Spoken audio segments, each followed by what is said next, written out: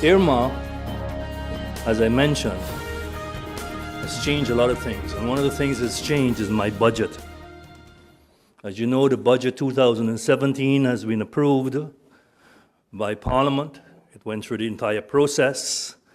But the projections and predictions contained in the budget 2017 no longer hold, thanks to Irma. Whilst prior to Irma, we were tracking with substantial surpluses. In fact, 2/3 of the income of the entire year had already been collected for 2017, and we had a surplus showing about 12 million guilders at a time. Heading towards December, we expected that we would have a very healthy 2017 financially. Irma made sure that that is not going to happen, and the reverse is now the case.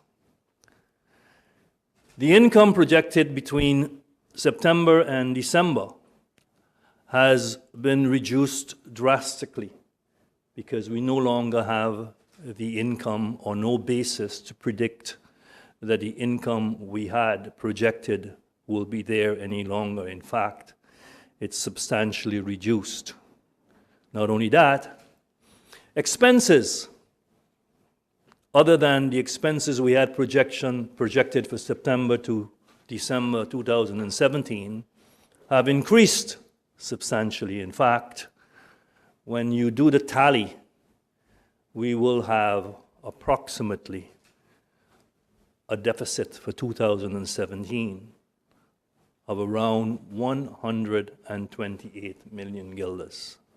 So yesterday I submitted the revised budget for 2017 was presented to the Council of Ministers.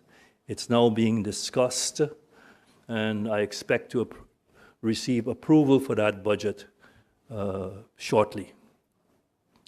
The deficits as projected in the 2017 budget can be covered. There are sufficient reserves that the deficits for 2017 can be handled. We immediately also started work on budget 2018, and that is a work in progress. And that also we can predict now for 2018 will show substantial deficits that needs to be covered somehow, and ways and means are being presently discussed to see how those deficits can be covered. It is almost certain that our ability to borrow, which is limited, will not be such that we will be able to cover all the deficits we expect to incur for 2017 and 2018. That some form of grants, we will have to look firstly towards the Netherlands and towards the rest of the world to see what grants we can obtain, which is quite normal under these circumstances for countries who have been devastated or ravaged by natural disaster, and loans. We will have to maximize the capacity we have to borrow. And we still have some room in terms of our assets. We still have assets, and those assets have value, and how we use those resources to be able to carry on is under discussion, and we're seeking ways to deal with it effectively. Things after Irma is not going to be the same, unfortunately. We have less jobs, we have less businesses operating, and that has consequences. Consequences for people who are on the island, who no longer have jobs, who came here looking for jobs, And the question has to be, well, do we have sufficient means and ways to support them, give them welfare, or whether or not decisions have been made that probably is best to repatriate? Because the nature of the damages our infrastructure sustained is such that you can't build a hotel overnight. It's going to take a year or 2, 3 before those jobs come back. Jobs in the construction field will be aplenty. That's the main source of jobs we have right now. But we can't convert everybody overnight into construction workers. So a balance has to be found that we can live with and that we can work with and that we can practice.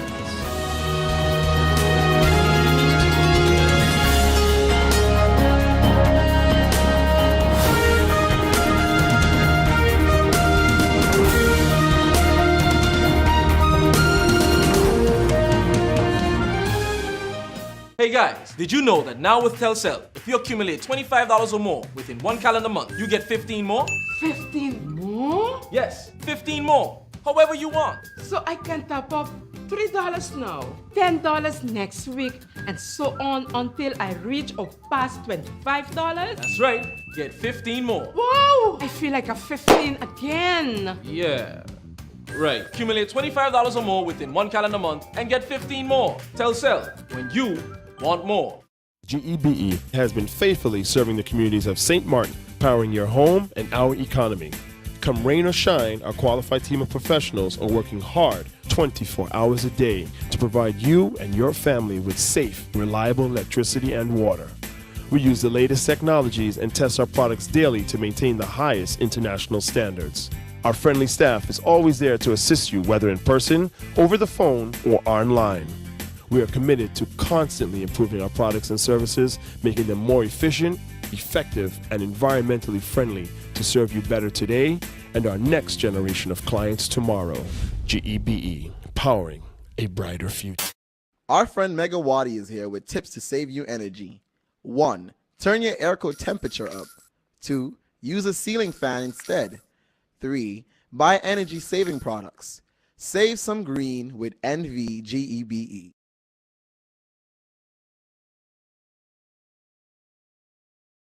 I think we are moving at a good pace. One of the main problems that we are facing right now is, now that the dust have settled, a lot of companies, a lot of homeowners, a lot of hotels, they are now cleaning and removing their debris. So now that government have already went through certain areas and removed garbage from side of the road, debris from side of the road, we see that it's all coming back again. So we will be informing the owners that they will have to get in contact with us at the time of their cleaning, when they have plans to do it, so that we can be present and we can work in connection with them to have the debris removed instead of it just being placed on the side of the road. But I think we are moving at a good pace. I mean, we have reached to a sort of a snag now because there's only one location where we are piling all of this debris.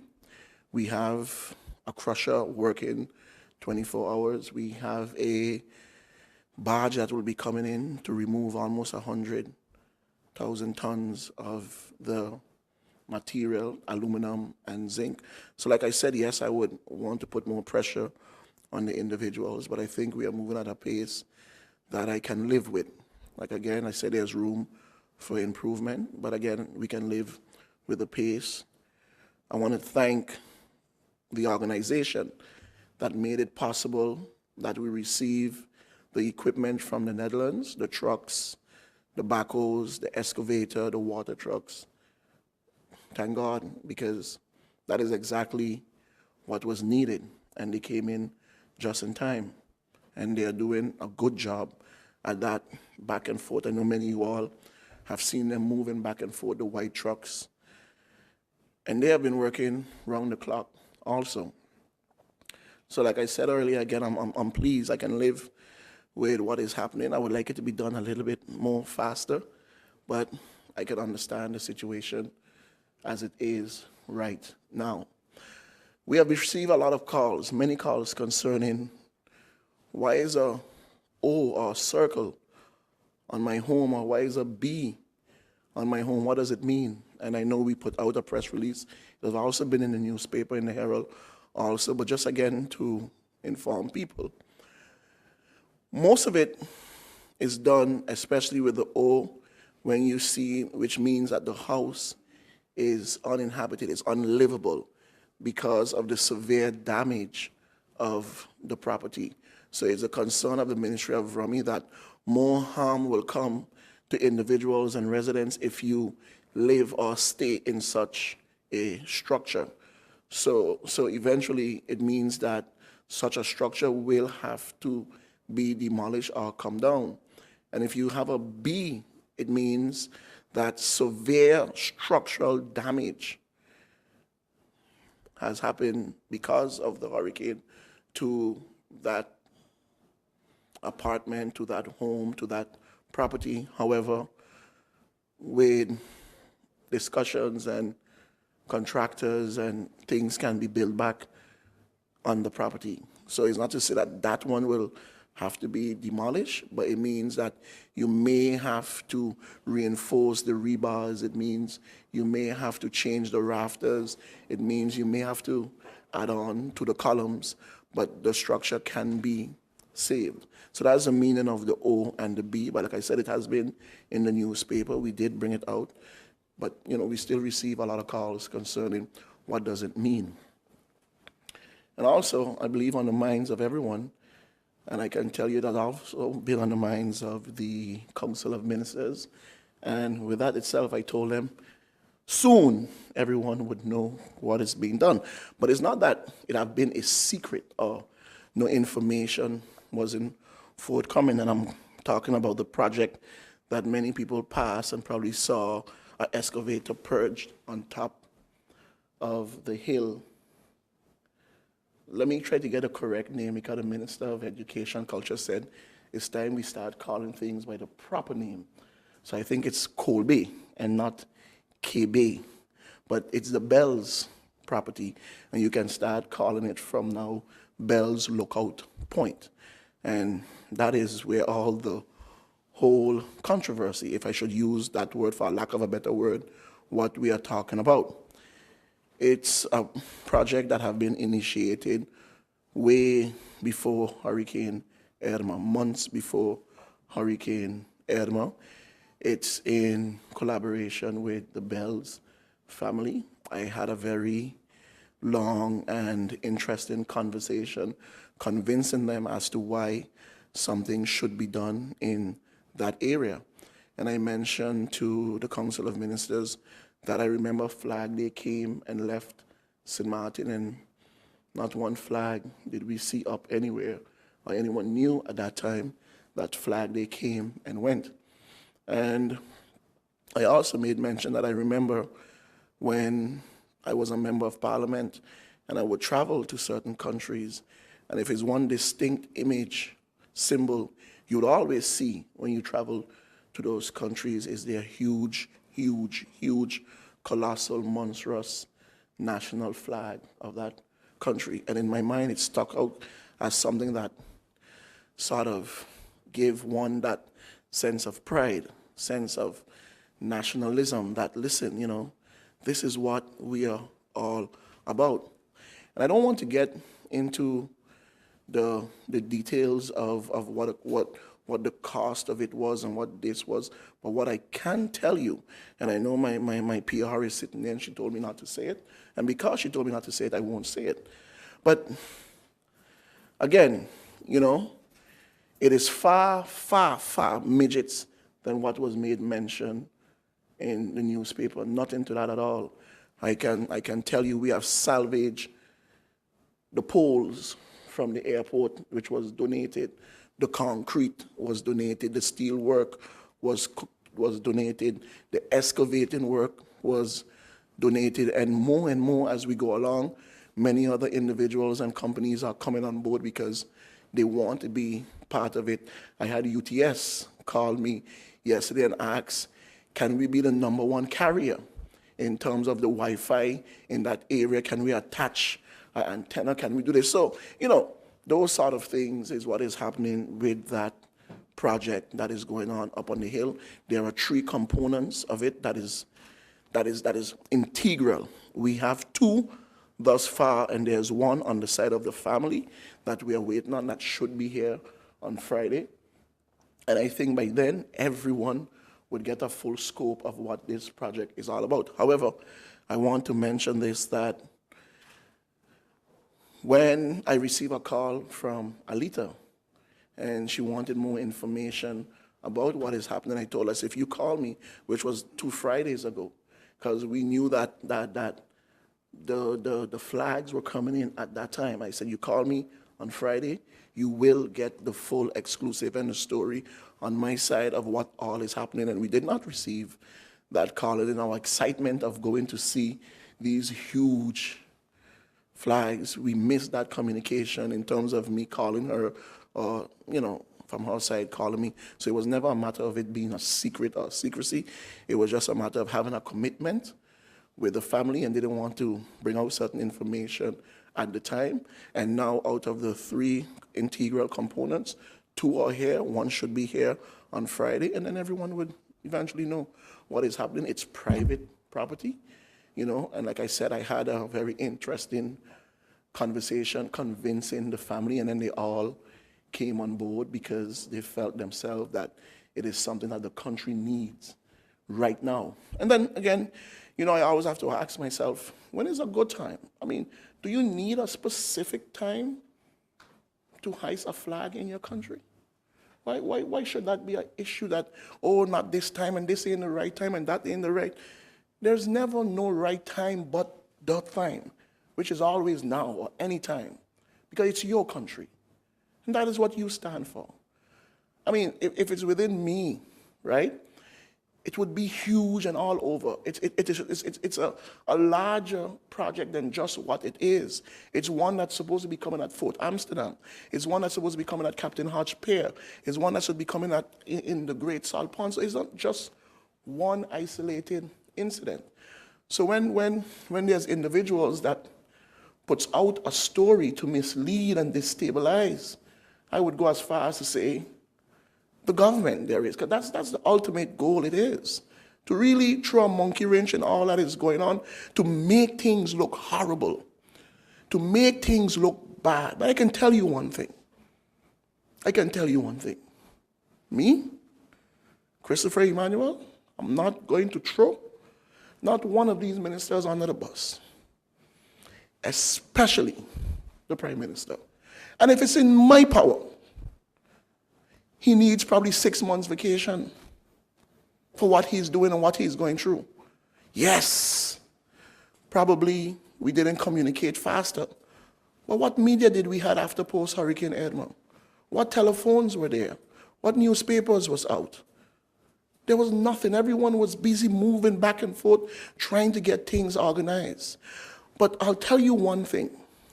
Where we are today, in comparison to where Puerto Rico is, we have done well. And we are going to get better.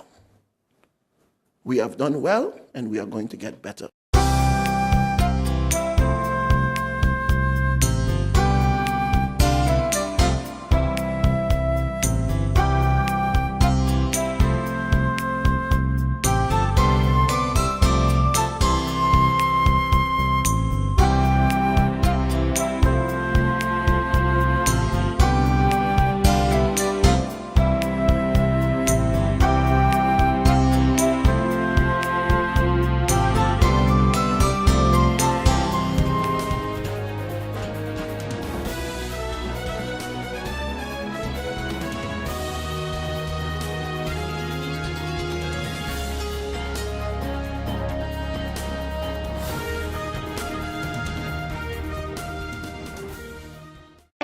People all across St. Martin are switching to a more rewarding experience.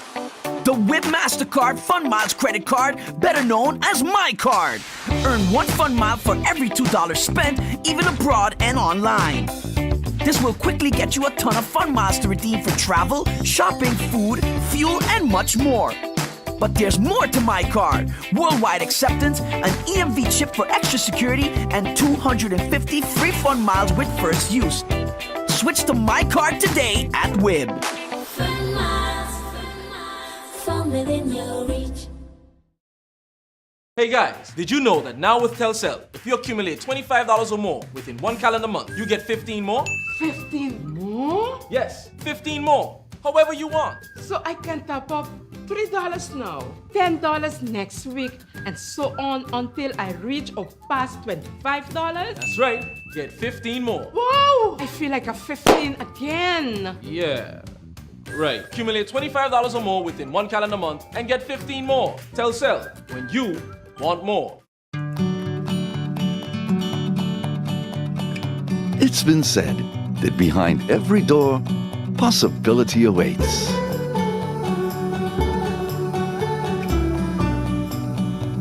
How much possibility depends on which door you open first. Every day, we help our customers discover the possibilities in their lives. It all starts with a conversation. Scotiabank. Discover what's possible.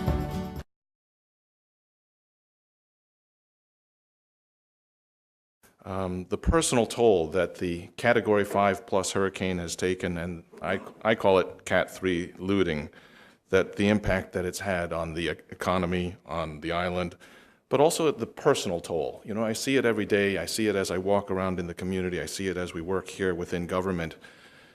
People are worried. People's tempers are very short. People are quick to snap at each other. It's a time actually when you actually see perhaps sometimes the people's real characters, those that are really, who are so giving, so generous, so patient. I have to thank the staff around me because I know that I have not been the most pleasant person to be around since Hurricane Irma. I think it's also good to recognize, compared to Hurricane Lewis, I remember it was several months before you could go out to a restaurant and get a hot meal and a cold drink. And I think that, the people in the country are amazing. They're resilient. You see people, immediately days after the storm already getting out, rebuilding, cleaning up.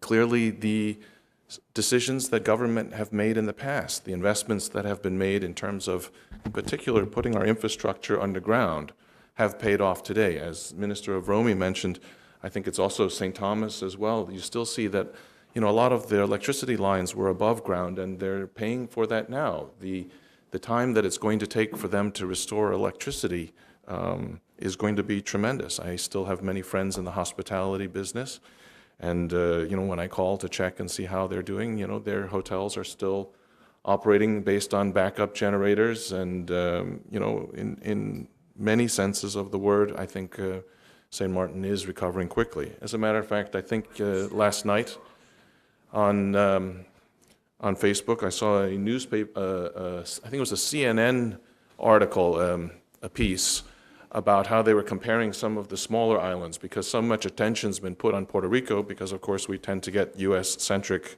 news. And actually, they also recognize that St. Martin, in comparison to others, I think even compared to the French side, was recovering well. So, in times like this, it's also important to recognize the positive things, good steps forward, and I think that St. Martin has a lot to be proud of. That said, when you go outside, actually, if you just stand in front of the building and you see the line of people that are coming to government for help, for financial aid, for medical assistance, we're doing the intake, and when you listen to some of the stories, there's still far too much hardship, struggling, pain out there, and that's something that I will come back to. A brief recap from the ministry's perspective. I'd like to give Joy Arnell, acting SG, and Fenna Arnell a special gratitude. They were in charge of ESFs 6 and 7, which means that immediately after the storm, they were 12 hours a day, every day here in the building, They ignored their personal situation to be here for the community, for government, to do their jobs. I know that that was very difficult, in particular for them, so I'd like to give a special recognition to them. But also some of the other department heads, Bernadette Berry, Acting Head for Social Development, Linda Froston, Acting Head for Labor. By the way, we've had a number of meetings with the Labor Tripartite already to discuss how we're coming as a group with a consensus in terms of how we're managing the obviously changed labor market with the impact of Hurricane Irma. I think it's also good to mention that we had a brief discussion about it yesterday in Council of Ministers. You see a number of ads in the newspapers, you see a number of ads on Facebook where companies that are not established locally are already advertising looking for clients. We caution people that the companies you're doing business with need to be registered in St. Martin, and we encourage that. Well, it's the law. But it also means that in terms of holding somebody accountable for their work, if they're a foreign entity, you have no grip on them. If they're a local entity, you have some legal recourses when something goes wrong. Special thanks to Ida Holloman. She's head of Community Development and Family Humanitarian Affairs, and she's also acting head of CPS. CPS has been very active trying to bring down the pests around the island. That's rodents, flies, mosquitoes. We are out of some of the chemicals. We're hoping that in some of the relief goods that are expected shortly, those chemicals will be coming shortly. To the ambulance department, Silrid Richardson, I'm happy to report that the relief ambulance workers from Holland have arrived. Again, the ambulance department's been working as first responders, again, thinking about country first and, in difficult personal situations, and they've been working flat out since Hurricane Irma. So I'm happy that they have finally an opportunity to catch a breath. And by the way, I think it's important to recognize the Council of Ministers, and to my recollection, except for Irma, for Jose and Maria, haven't had any time off either. From the beginning, we had 2 meetings a day and toned down now to 1 meeting per day in terms of as Council of Ministers, but a very dedicated group of ministers as well. Thanks to Earl Best, head of the inspectorate. He's been very active in spite of his office being pretty much leveled, both front and back ends of the office destroyed. But he's been very active out helping to make sure that, in particular, food is properly disposed of and that the food being sold in the supermarkets is safe to eat, and also spent a lot of time and attention in terms of the safety of our water supply. So just, and to all the rest of the staff within the ministry, I've seen them coming in. And by the way, we were on the 2nd floor here in the building.